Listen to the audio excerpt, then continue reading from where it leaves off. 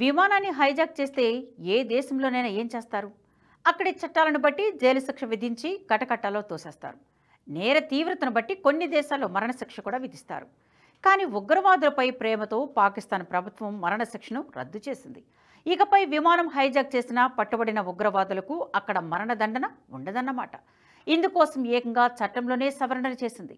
ఇందుకు సంబంధించిన బిల్లుకు పాక్ సెనెట్ తాజాగా ఆమోదం తెలిపింది. క్రిమినల్ లాస్ సవరణ బిల్లు 2025 పేరుతో ప్రవేశపెట్టిన ఈ బిల్లు దేశంలో అమలులో ఉన్న కొన్ని నేరాలకు మరణశిక్షను రద్దు చేయాలని చెబుతోంది.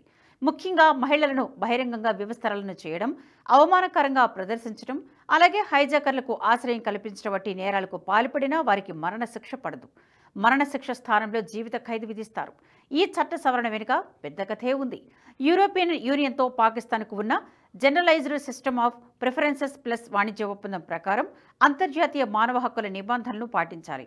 అలాగే మరణశిక్షను అత్యంత తీవ్రమైన నేరాలకు మాత్రమే పరిమితం చేయాలి.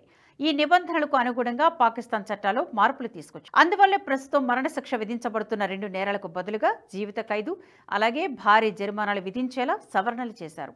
ఇది యూరోపియన్ దేశాలతో పాకిస్తాన్ వాణిజ్య సంబంధాలను పెంపొందించుకోవడానికి, అంతర్జాతీయ వేదికపై దేశ విశ్వసనీయతను పెంచడానికి తోడ్పడుతుంది.